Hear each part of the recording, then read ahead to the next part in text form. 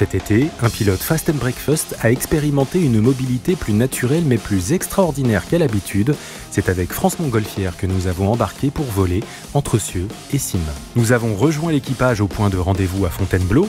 Un lâcher de ballon à hélium a permis à l'aérostier de tester le sens et la vitesse des vents et de choisir un lieu de décollage parmi sa vingtaine de sites privilégiés. Ce soir, le château de la Motte à Loré-le-Bocage-Préau.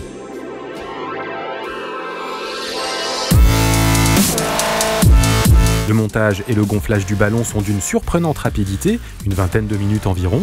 Nous sommes d'ailleurs priés de nous tenir à distance raisonnable de l'opération et aussi de monter prestement à bord lorsqu'elle prendra fin.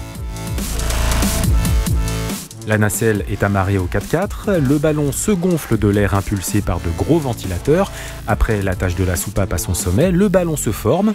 La toile est faite de nylon et recouverte de polyuréthane et conçue pour supporter un air à 100 degrés.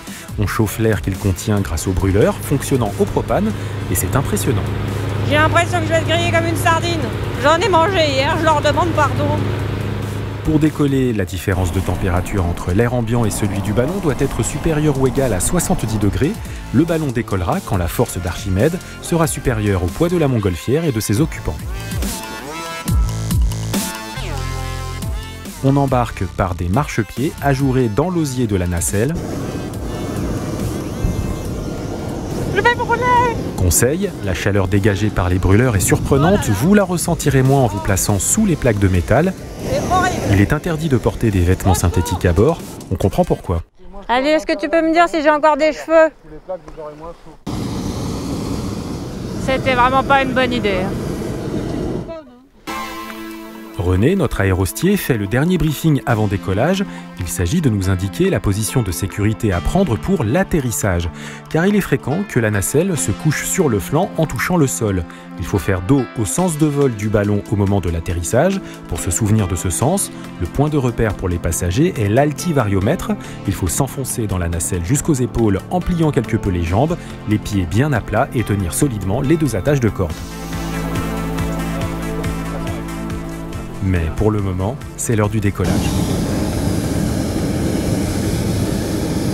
Ah, ça décolle.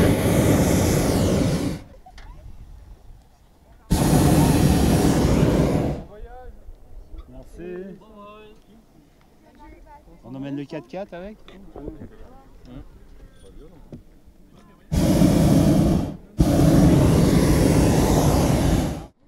Salut, allez. On s'élève rapidement, mais en douceur. Si l'on s'émeut de cette montée rapide, on frissonne de voler en rase-motte des toits en montgolfière. L'émerveillement est aussi fort à bord de la nacelle qu'au sol pour les habitants que nous survolons.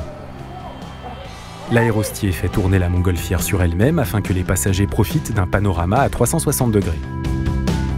Les vols sont organisés le matin et le soir afin d'éviter les rafales thermiques. Elles sont dues au réchauffement du sol par le soleil. Les parapentistes les affectionnent, on peut même dire qu'ils en raffolent, mais elles sont les ennemies des montgolfières. Lors de notre inscription sur le site internet de France Montgolfière, nous avions été prévenus qu'un SMS de confirmation du vol nous serait envoyé 12 heures avant l'heure prévue de décollage.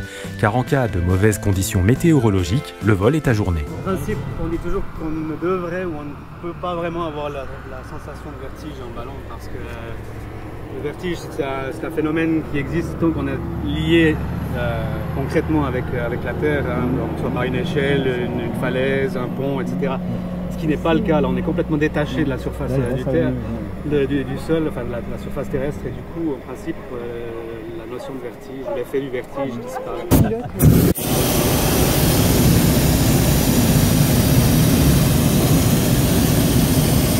On prend plein la poire là. Changement de... Tout d'un coup là, on est monté très haut.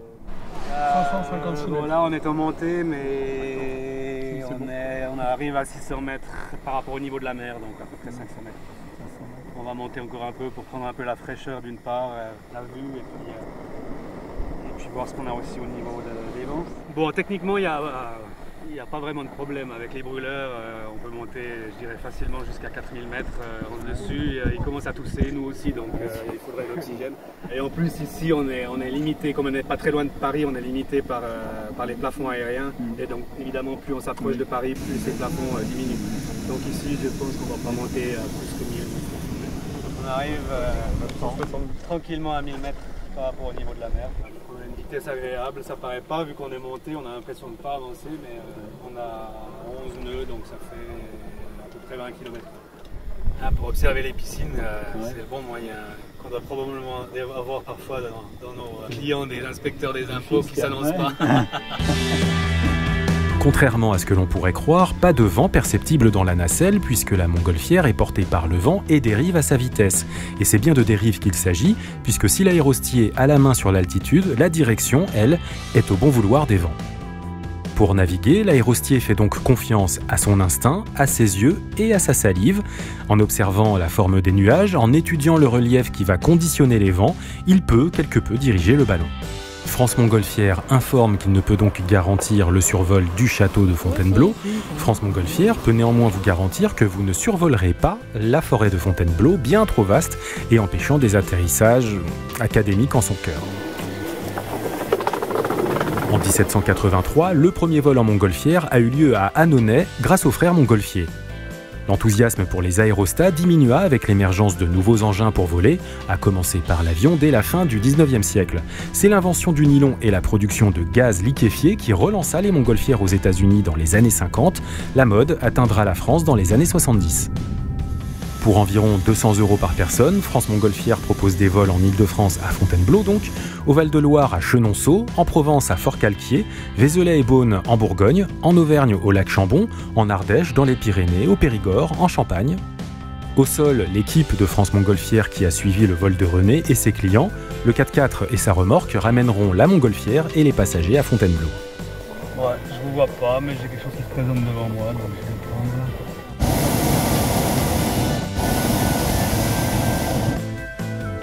L'atterrissage se fait avec autant de douceur que le décollage dans un champ. René tente un créneau et cherche à faire reposer la nacelle sur le chemin plutôt que sur la terre labourée.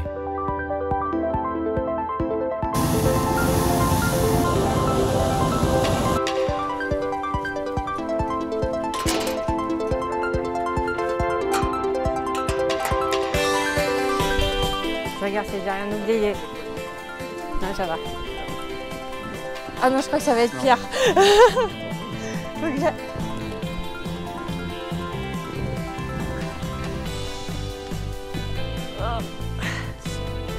Très gracieux.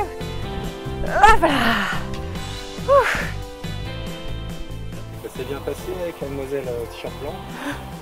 Ben, je n'ai pas entendu du voile du tout. Je n'ai pas osé poser la question, savoir si elle était muette, mais je vous assure que non. Les aéronautes posent les pieds sur terre, la tête pleine de nuages. Personne ne résiste alors à la joie de remballer la montgolfière. Surtout des enfants qui habitent les environs et qui auront une bien singulière aventure à raconter à leurs copains. Le rangement des éléments de la montgolfière est très méthodique. On a peine à croire que le ballon qui se tenait majestueusement si droit, gonflé à bloc, tienne dans ce sac. Alors, si vous le désirez, maintenant vous pouvez rejoindre René. Moi je vais voir un premier, comme ça je suis sûre d'avoir quelque chose. Oups, champagne. Vaut mieux après qu'avant. C'est une tradition, René, ça? C'est ce qu'on appelle le toast des aérostiers. La légende veut que pour prouver qu'ils étaient de vrais êtres humains, les premiers aérostiers offraient le champagne aux habitants incrédules des contrées. De retour sur le plancher des vaches, l'heure du bilan est venue.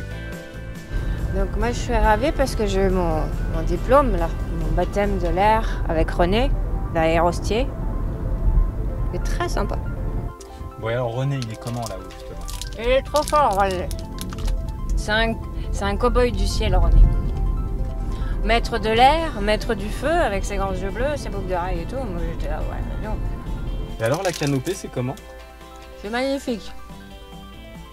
Tout le monde a dit, oh là, c'est la canopée. Enfin, tu vois, c'est des gens, ils ont dû écouter du rap tout le week-end parce que... Ils ont sorti tous les mots compliqués qu'ils connaissaient. Aérostier, canopée, nacelle. Tout le monde est allé sur Wikipédia avant de venir, ça se sent.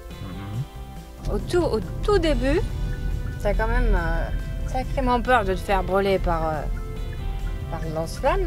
Une fois que t'as trouvé un endroit où t'as moins chaud puis que l'air commence à être un peu humide parce que t'es très haut, ça c'est très agréable. Tu te rends compte que de là-haut, les forêts, on dirait la mousse sur les pierres. c'est exactement la même chose. Sauf que la Pierre, c'est la planète. Tu vois, et là, tu te dis, je suis peut-être un peu haut. Je me suis peut-être envolée, comme on dit. Mais bon, c'est très agréable parce que c'est doux. Et puis, tu n'y crois pas. Tu frôles la cime des arbres qui viennent te caresser sous la nacelle. Moi, depuis que je suis allée dans les arbres, je mange comme un écureuil.